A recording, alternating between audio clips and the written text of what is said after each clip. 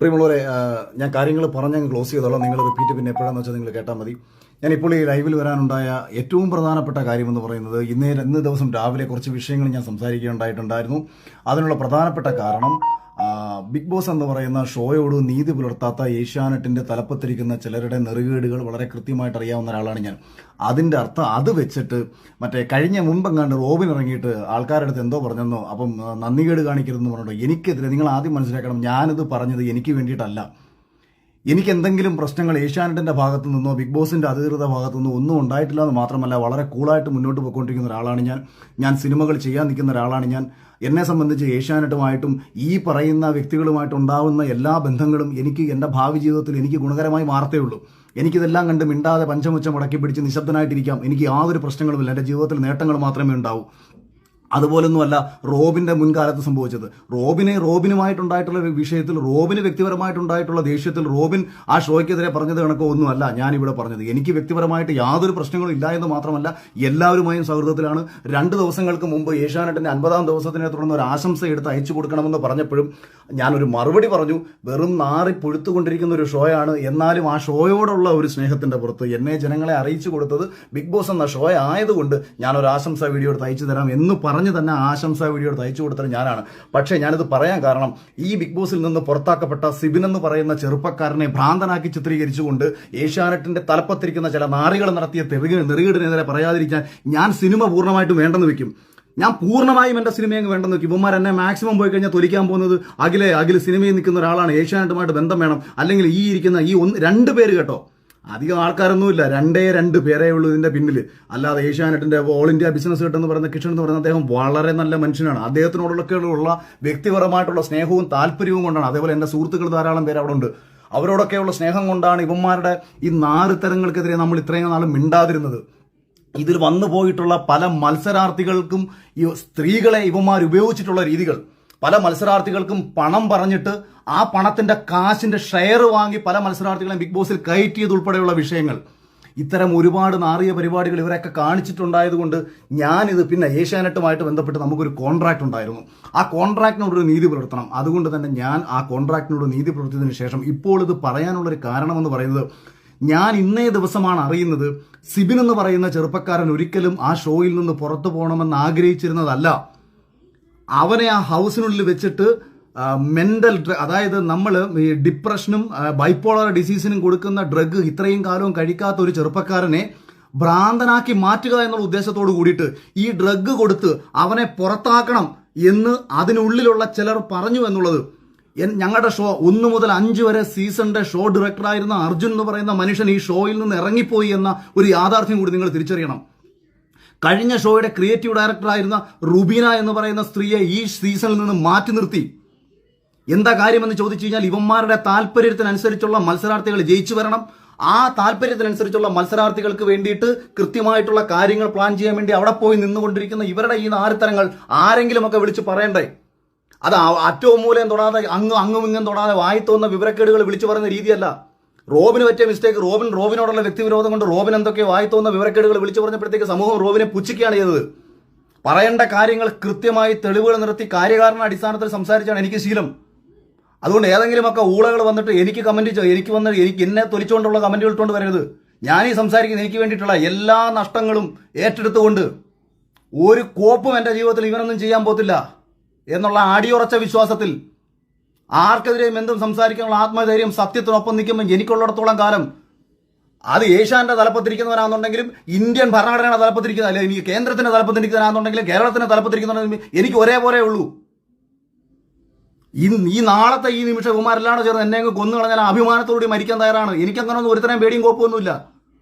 എന്റെ വൈഫും എന്റെ പിള്ളേരും ഒക്കെ എന്റെ സ്വഭാവം പണ്ടേ കണ്ടു വളർന്നവരാ. ഈ കിട്ടിയതൊക്കെ പ്ലസ് ആണ് എനിക്ക്.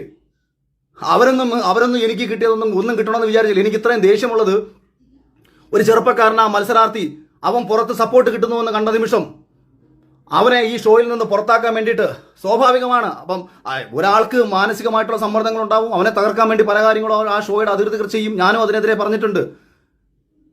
ഞാൻ പേഴ്സണലി മെസ്സേജ് അയച്ച സിബിനെ നിനക്ക് വല്ല കാര്യമുണ്ടായിരുന്നു ആ ഷോയിൽ നിന്ന് ഇറങ്ങിപ്പോണ്ടത്? നീ ഇത്രേ ഉള്ളായിരുന്നോ? കഴിഞ്ഞ സീസണിൽ എന്താ മോഹൻലാലും അല്ലെങ്കിൽ ബിഗ് ബോസിന്റെ ആൾക്കാരും വന്നിട്ട് എന്നെ കനപ്പിക്കുക ചെയ്തത്? അവരവിടെ പേഴ്സണലി പറയുന്നുണ്ട്, എന്നെ പുറത്താക്കാൻ വേണ്ടി അമ്മി നോക്കി. ചെയ്യാൻ പറ്റുന്ന മാക്സിമം ചെയ്തു. ഏശാത്തത് കൊണ്ടാണ്. അല്ലെ നിങ്ങൾ വിചാരിക്കുന്നുണ്ടോ എന്നെ പോലെ ഒരുവനെ ജയിപ്പിക്കാൻ ഇവർ നിൽക്കുമെന്ന്? സാബുമോനെ പോലെ ഒരാളെ സാബുമോന്റെ കാര്യത്തിൽ ഇവർക്ക് പറ്റിയ അബദ്ധം എന്ന് പറയുന്നത് അന്ന് പേളിമാണി ജയിക്കുമെന്നുള്ള കാര്യത്തിൽ ഇവർക്ക് ഉറപ്പായിരുന്നു. അവസാന സമയത്ത് ചെറിയ വേരിയേഷന്റെ പുറത്ത് സാബു ജയിച്ചു എന്നത് ഒഴിച്ചാൽ ഇവർ ഒരിടത്തും പ്രതീക്ഷിച്ചിരുന്നില്ല സാബു ജയിക്കുമെന്നുള്ള കാര്യം.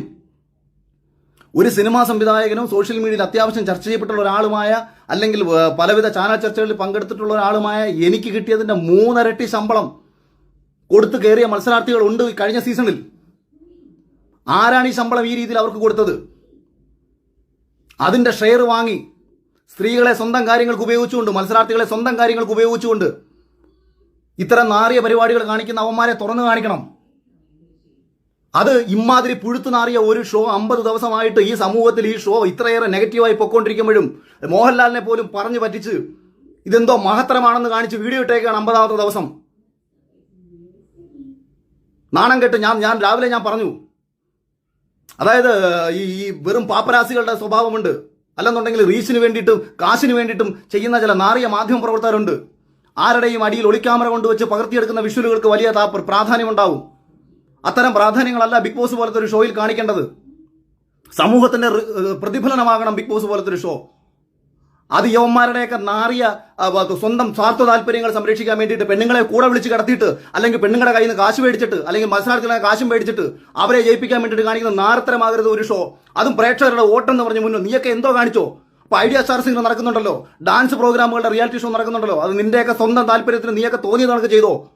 പക്ഷെ പ്രേക്ഷകരാണെല്ലാം ഈ ജനങ്ങളുടെ മുന്നിലേക്ക് ഞങ്ങൾ ഇട്ട് കൊടുക്കുന്നു. മറ്റേതാ മഴയാ കോടയാ മറ്റേതാ കേരളത്തിൽ ഏറ്റവും കൂടുതൽ ജനങ്ങൾ സ്നേഹിക്കുന്ന ഒരു മനുഷ്യനെ ശനിയാഴ്ച ഞായറാഴ്ച പിടിച്ചു നിർത്തിയിട്ട് കേരളത്തിലെ മനുഷ്യരെ കോമാളിയാക്കുന്നു. മോഹൻലാൽ എന്താ നിന്റെ കളിപ്പാവുകളോ? കാശ് കൊടുത്ത ആ മനുഷ്യനെ ഈ സമൂഹത്തിന്റെ തെരുവിളി കേൾപ്പിക്കേണ്ട കാര്യമുണ്ടോ? ആ മനുഷ്യനെ സ്നേഹിക്കുന്ന എത്രയോ മനുഷ്യരൊന്നും ആ മനുഷ്യനെ തെരുവിളിച്ചുകൊണ്ടിരിക്കുകയാണ്. ആരാണ് ഇതിന് കാരണക്കാർ? നിനക്കൊക്കെ എതിരെ പറയാൻ പല ആൾക്കാർക്ക് പേടിയായിരിക്കും. കാര്യം നഷ്ടപ്പെടാൻ ഒരുപാടുണ്ടെന്നുള്ള ചിന്ത കൊണ്ടാണ് ഇവന്മാർ നിനക്കൊക്കെ എതിരെ പറയാൻ ഭയപ്പെടുന്നത്. എനിക്കൊരു വെണ്ടക്കയില്ല. നിന്നെ ഒന്നും പേടിച്ചിട്ട് മിണ്ടാതിരിക്കും, നീ ഒന്നും പേടിച്ച് ചിന്തിക്കുക വേണ്ട. നാരത്തരം കാണിച്ചിട്ടുണ്ടോ എന്റെയൊക്കെ മുഖത്ത് നോക്കി പറയുന്ന നാരത്തരമാണെന്ന്. ഈ ചെറുപ്പക്കാരനെ പുറത്താക്കിയിട്ട് അവനെ വിളിച്ച് വരട്ടുകയാണ്. അവൻ മിണ്ടിയാൽ അവനെ തട്ടിക്കളയും, അവൻ മിണ്ടിയാൽ അവനെ തൊലിച്ചു കളയും. ഈ കോൺട്രാക്ട് ഉണ്ട്. എന്നെ കഴിഞ്ഞ സീസണിൽ ഇതാണൊക്കെ വിളിച്ചൊന്ന് കോൺട്രാക്ട് ഉണ്ടാക്കിയപ്പോൾ ഞാൻ പറഞ്ഞു, ചാനലിന്റെ പേര് ഏഷ്യാനെറ്റ് എന്നല്ലേ, സുപ്രീം കോടതി നല്ലല്ലോ, അവരുടെ കൈ വെച്ചിരുന്നാൽ മതി എന്നാണ് ഞാൻ പറഞ്ഞത്. എന്നെ വിളിച്ചിട്ട് കോൺട്രാക്ട് ആണ്, അതിൽ അങ്ങനെ സംസാരിക്കരുത്, അതിൽ ഇങ്ങനെ സംസാരിക്കരുത്. അപ്പൊ അതുകൊണ്ട് ഏതെങ്കിലും ഒരു ചെറുപ്പക്കാരനെയോ ഒരു വ്യക്തികളെയോ നേരെ ഇത്തരത്തിൽ തെമ്മാടിത്തരങ്ങൾ കാണിച്ചു വെച്ചിട്ട് സ്വന്തം താല്പര്യങ്ങൾ സംരക്ഷിക്കാൻ വേണ്ടി ഒരു ഷോ നടത്തി പ്രേക്ഷകരെ വിഡ്ഢികളാക്കുന്ന ഇമാതിരി നാറുതരത്തിനെതിരെ ശക്തമായി പ്രതികരിക്കാൻ തന്നെയാണ് ഉദ്ദേശം. അത് എനിക്ക് ഇന്ന് ഇത്രയും വൈകാരികമായി ഞാൻ പ്രതികരിക്കാനുണ്ടായ കാരണം, ഒരു ചെറുപ്പക്കാരനെ ആ ഷോയിൽ മികച്ച രീതിയിൽ പൊയ്ക്കൊണ്ടിരിക്കുന്നത് പ്രേക്ഷകർക്ക് എനിക്ക് തോന്നിയല്ല കേട്ടോ. ഞാൻ പറഞ്ഞത് പ്രേക്ഷകർക്ക് ഇഷ്ടപ്പെട്ട സിബിൻ എന്ന് പറയുന്ന ഒരു ചെറുപ്പക്കാരനെ ആ സീസണിൽ നിന്ന് പുറത്താക്കാൻ വേണ്ടിയിട്ട് നാറിയ കളികൾ കളിക്കുകയും അവനെ വിളിച്ച് ഭീഷണിപ്പെടുത്തുകയും അവനെ മാനസിക രോഗിയാക്കി ചിത്രീകരിക്കാൻ ശ്രമിക്കുകയും ചെയ്ത ഇവന്മാർക്കെതിരെ പിന്നെ പ്രതികരിക്കണ്ടേ? ഞാൻ ഇന്ന് വരെയും സമൂഹത്തിന്റെ വിരോധം പിടിച്ചു പറ്റിയതും എന്നെ ആൾക്കാർ വെറുത്തതും അല്ലെങ്കിൽ ആൾക്കാർ എന്തെങ്കിലുമൊക്കെ നഷ്ടം എനിക്കുണ്ടായതും ഒന്നും എനിക്ക് വേണ്ടിയിട്ടായിരുന്നില്ല. അന്നും ഇന്നും ആത്മവിശ്വാസവും ആത്മധൈര്യവും മറ്റുള്ളവനോട് സംസാരിക്കുമ്പോഴാണ്. അതുകൊണ്ട് അതേ ആത്മവിശ്വാസത്തിലും അതേ ആത്മധൈര്യത്തിലും പറയുകയാണ്, ചെയ്യുന്ന നാറുത്തരത്തിനെതിരെ പ്രതികരിച്ചിരിക്കും. അത് ചാനലിനോടോ എനിക്ക് നന്ദി പ്രേക്ഷകരോടാണ്. എനിക്ക് ഏഷ്യാനെറ്റിൽ എന്നെ ഇന്റർവ്യൂ കഴിഞ്ഞ സമയത്ത് എന്നെ പുറത്താക്കണമെന്ന് തീരുമാനിച്ച ആൾക്കാരാണ്. എന്നെ ആരാണോ ഈ കഴിഞ്ഞ സീസണിൽ എടുക്കരുതെന്ന് വിചാരിച്ചാൽ അയാൾ ആഗ്രഹിച്ച ആൾക്കാരാണ് റോബിനെ പുറത്താക്കണമെന്നും സാബുവിനെ പുറത്താക്കണമെന്നും രജത് കുമാറിനെ പുറത്താക്കണമെന്നും. ആരുടെ ശ്രദ്ധയാണോ പ്രേക്ഷകരിലേക്ക് പോകുന്നത് ആ മത്സരാർത്ഥികളെ പുറത്താക്കണമെന്ന് ചിന്തിച്ച ഒരുത്തനാണ് ഏഷ്യാനെറ്റ് തലപ്പത്ത് കേരളത്തിലിരിക്കുന്നത്. അതുകൊണ്ട് ഇവൻ പ്രേക്ഷകനെ മുൻനിർത്തി കോമാളിത്തരം കളിക്കരുത്. സ്വന്തമായിട്ട് എന്തും കളിച്ചോ. ബിഗ് ബോസ് നടത്തുകയോ മറ്റേ ഏത് റിയാലിറ്റി ഷോയും ഒരു ചാനലിൽ നടത്താം. ഒരു കോർപ്പറേറ്റ് ചാനലിന് കാശുണ്ടെന്നുണ്ടെങ്കിൽ എന്ത് തെമ്മാടിത്തരങ്ങളും ഷോയുടെ പേരിൽ കാണിക്കാം. പക്ഷെ പ്രേക്ഷകരുടെ നിർത്തിക്കൊണ്ട്, ഇതൊരു ജനാധിപത്യ രാജ്യമാണ്. വോട്ട് ചെയ്യുന്ന ഒരു പ്രേക്ഷകനെ കോമാളിയാക്കിക്കൊണ്ട് ഇത് വോട്ടടിസ്ഥാനത്തിൽ ഒരാളെ പുറത്താക്കും. ഞാൻ ഇപ്പോഴും പറയുന്നു, വോട്ട് എന്ന് പറയുന്നത് തന്നെയാണ് ബിഗ് ബോസിന്റെ അടിസ്ഥാന നയമെന്നാണ് 100% നിലവിൽ ഇതുവരെയും ഞാൻ വിശ്വസിക്കുന്നത്. കൃത്യമായ ഓഡിറ്റിങ്ങും കാര്യങ്ങളും ഉണ്ട്, അങ്ങനെ തന്നെയാണ് പോകുന്നത്. പക്ഷേ പ്രേക്ഷകരെ കോമാളിയാക്കി കൊണ്ടുപോവുകയാണ്. അതിനെതിരെ പറയാൻ തന്നെയാണ് തീരുമാനം. അതിനെതിരെ പറയാൻ തന്നെയാണ് ഒരിക്കൽ കൂടി ലൈവിൽ വന്നത്. രാവിലെ ഞാൻ കുറച്ച് ഒഴിവാക്കി വിട്ട വിഷയമാണ്. ഇത്ര അടിച്ചാവർത്തിച്ച് പറയുന്നത്. ഇനി ബാക്കി ഏതെങ്കിലും യവന്മാർ പൊങ്ങി വരട്ടെ. യവന്മാർ കൂടെ കിടക്കാൻ വിളിച്ചിട്ടുള്ള പെണ്ണുങ്ങൾ ഉൾപ്പെടെ, ഇവന്മാർ കാശ് മേടിച്ച് ഇവന്മാർ കാണിച്ച നാർത്തര ഉൾപ്പെടെ ഞാൻ പറയും. ഓക്കെ, നമുക്ക് ബാക്കി വരുന്ന വഴിക്ക് കാണാം.